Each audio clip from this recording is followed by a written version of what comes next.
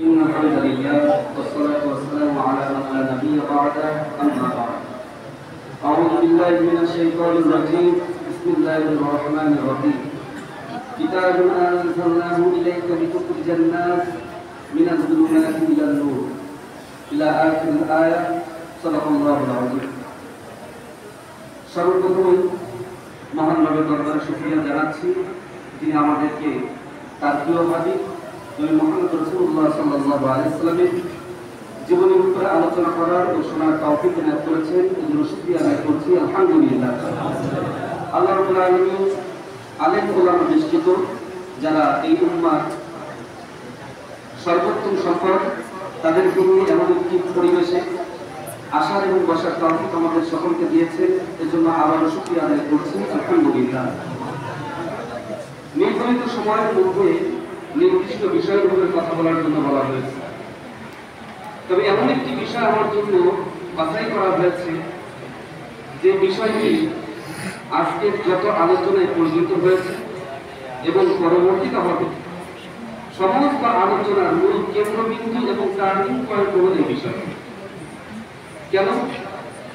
আল্লাহ রাসূল সাল্লাল্লাহু আলাইহি ওয়াসাল্লাম তার জীবনটাকে যদি আমরা ভাগ করি তাহলে তার জীবনের ভাগ হলো দুইটা। কয়টা ভাগ? দুইটা। একটা হচ্ছে নবুয়ত পূর্ববর্তী জীবন, আর একটা হলো নবুয়ত পরবর্তী জীবন। নবুয়ত পূর্ববর্তী জীবন, এই জীবনে তিনি কতটা বছর আমাদের মধ্যে ছিলেন বলেন তো? কতটা বছর? নবুয়ত পাওয়ার আগে কতটা বছর? 40 বছর।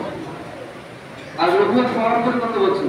23 বছর। আচ্ছা বলেন তো, নবুয়ত পাওয়ার আগে সময়টা বেশি নাকি নবুয়ত পাওয়ার পরে সময়টা বেশি? নবুয়ত পাওয়ার আগে সময়টা বেশি, 40টা বছর। রাসূল করিম সাল্লাল্লাহু আলাইহি ওয়াসাল্লামের জীবনের টার্নিং পয়েন্ট ছিল এই 40 বছরের এই সময়টা। আমার পূর্বে এক ভাই তিনি আলোচনা করলেন যে রাসূল করিম সাল্লাল্লাহু আলাইহি ওয়াসাল্লাম তিনি আইয়ামে জাহিলিয়াতের বিরুদ্ধে যুদ্ধ ঘোষণা করেছেন এবং তিনি এসেছিলেন ওই জাহালাতকে দূর করার জন্য। রাসূল করিম সাল্লাল্লাহু আলাইহি ওয়াসাল্লাম নবুয়ত পূর্ববর্তী যে জীবনে ছিলেন, এই জীবনে তিনি কি এই জাহালাতকে দূর করার জন্য চেষ্টা করেন নাই? করেছেন কিনা? করেছেন। সেই জীবনের জাহালাতকে দূর করার জন্য তিনি হিলফুল ফুজুল নামক একটি সংগঠন তৈরি করেছিলেন কি করেননি? কিন্তু সেই সংগঠনের মাধ্যমে তিনি কি সেই কাঙ্ক্ষিত শান্তি, কাঙ্ক্ষিত সুখ তিনি কি সমাজে আনতে পেরেছিলেন? পেরেছিলেন? সমাজের জাহালাত কি দূর হয়েছিল? হয় নাই। মানুষ ছিল, সংগঠন ছিল, কর্মী বাহিনীও ছিল, কিন্তু সেই সংগঠন দিয়ে, সেই মানুষগুলো দিয়ে সমাজের সেই কাঙ্ক্ষিত রূপান্তর এটা সম্ভব হয়। 40 বছর পরের জীবনে দেখি সময়টা খুব অল্প, মোটে 23 বছর।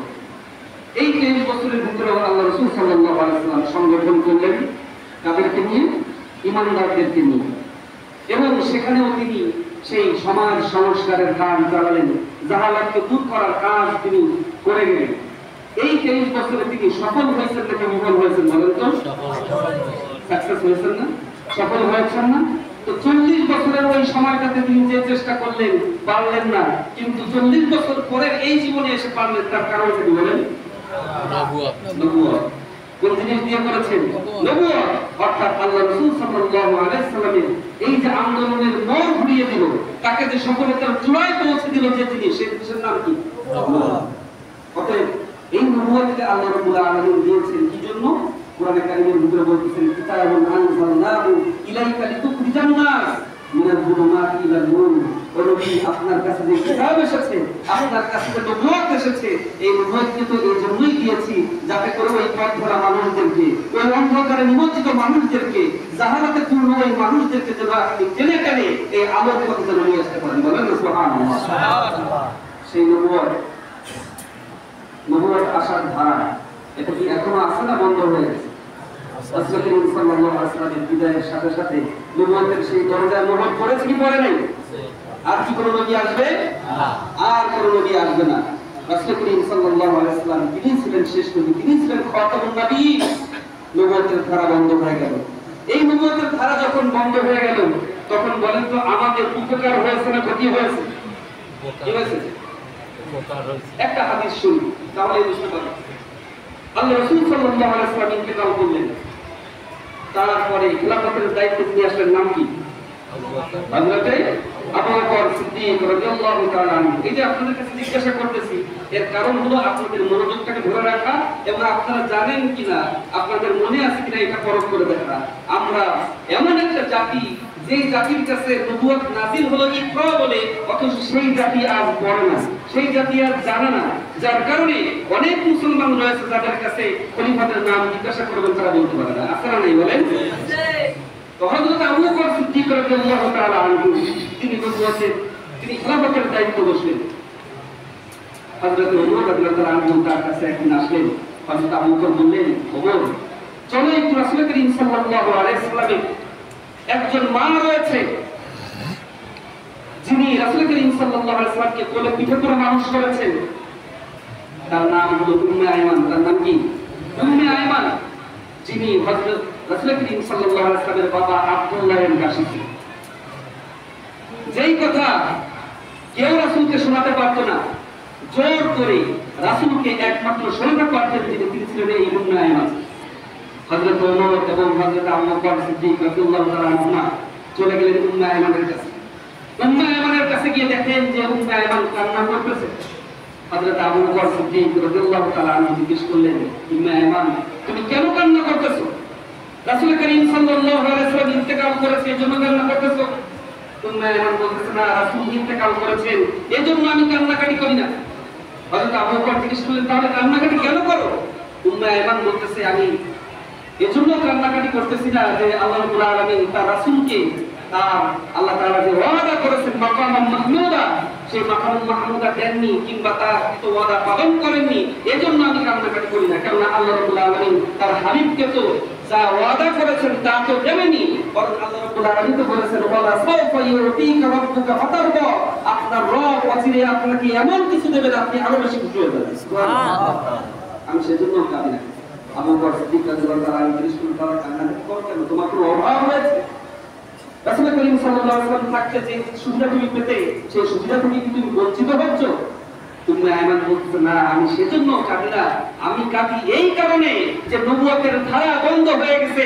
নবী যখন ছিল, আমরা যখন কোনো গুনাহ করতাম, পাপে লিপ্ত হয়ে যেতাম, ভুল হয়ে যেত, অথবা আমাদের ভিতরে কোনো প্রশ্ন আসতো, আমরা রাসূলের দরবারে চলে যেতাম, রাসূলকে জিজ্ঞাসা করতাম, সাথে সাথে আল্লাহ রাব্বুল আলামিন নাযিল করে আয়াত নাযিলের মাধ্যমে আমাদের সমস্যার সমাধান করে দিতেন। বলেন না সুবহানাল্লাহ। আজ নবী আমাদের মধ্যে নাই, সেই নবুয়তের ধারা বন্ধ হয়ে গেছে, আমরা সমস্যায় পড়লে সমস্যার সমাধান হবে কি? তাহলে নবুয়তের ধারা বন্ধ হয়ে আমাদের জন্য লাভ ইসলাম ঢুকিয়েছে বলেন?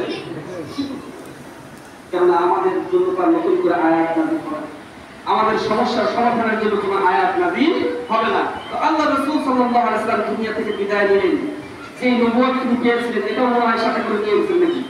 নিয়ে গেছেন নাকি? সাহাবায়ে কেরাম যখন তাকে দাফন করেছেন তখন কোরআনের কপিগুলো কিংবা নবুয়তের এই কপিগুলো তার সাথে কবরস্থ করেছেন নাকি? পৃথিবীতে আসলে নাই, আছে। সেই নবুয়ত, যেই নবুয়ত দিয়ে আল্লাহ রাসূল সাল্লাল্লাহু আলাইহি ওয়াসাল্লাম 40 বছর থেকে নিয়ে 63 বছরের মধ্যে, এই 23 বছরের মধ্যে একটা জাহালাতে পূর্ণ, মূর্খতায় নিমজ্জিত, পাপের অন্ধকারে নিমজ্জিত এমন একটা জাতি, যে জাতির মধ্যে বুঝতাল জ্ঞান বলে কিছু ছিল না, যারা সামান্য কারণে মারামারি, ঝগড়া, ফাসাদ এমনকি যুদ্ধে লিপ্ত হয়ে যেত। কাবার চত্বরে বসে আছে দুইজন ব্যক্তি, একজন মহিলা গর্ভ পারেনি, হেঁটে যাচ্ছে, দুইজনের পেট বাঁধছে, দুইজনের ভিতরে কথা কাটাকাটি শুরু হয়ে গেল। একজন বলল যে ওই মহিলার পেটে হয়েছে, আরেকজন বলল না, আমি বলি ওই মহিলার পেটে হয় কি নেই। দুইজনে যখন এই তর্কাতর্কিতে লিপ্ত হলো, তখন তারা সিদ্ধান্ত নিল, চলো ওই মহিলাকে ধরি, তার পেটটাকে ফেরা দেখি যে তার পেটের ভিতরে ছেলে আছে না মেয়ে আছে। নাউজুবিল্লাহ বলবেন না?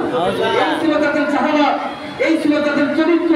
এমন মানুষগুলোকে আল্লাহ রাসূল সাল্লাল্লাহু আলাইহি ওয়াসাল্লাম সেই নবুয়তের আলো খাওয়া দিয়ে এতটাই উচ্চতায় পৌঁছে দিয়েছেন। আল্লাহ রাসূল সাল্লাল্লাহু আলাইহি ওয়াসাল্লাম বলেছেন, খায়রুল কুরুনি করনি সুম্মাল্লাযিনা ইয়ালুনাহুম সুম্মাল্লাযিনা ইয়ালুনাহুম। পৃথিবীর ভিতরে মানুষ আসবে যাবে, প্রজন্মের পর প্রজন্ম আসবে, কিন্তু আমার বলে দেওয়া এই মানুষদের চেয়ে উত্তম মানুষ আর পৃথিবীতে হবে না। সেই নবুয়ত আমাদের মধ্যে আছে না নাই? সেই নবুয়তের আলোক আমাদের মধ্যে আছে না নাই? রয়েছে। কিন্তু সেই নবুয়তের আলো দিয়ে আমরা ব্যবসা বাণিজ্য পরিচালনা করি না। সেই নবুয়তের আলোক ধারা দিয়ে আমরা আমাদের রাষ্ট্রকে পরিচালনা করি না। সেই নবুয়তের আলোক ধারা দিয়ে আমাদের পারিবারিক জীবন আমরা পরিচালনা করি না। যার কারণে সেই জাহালাত আমাদের মধ্যে আছে না নাই? আছে না নাই বলেন?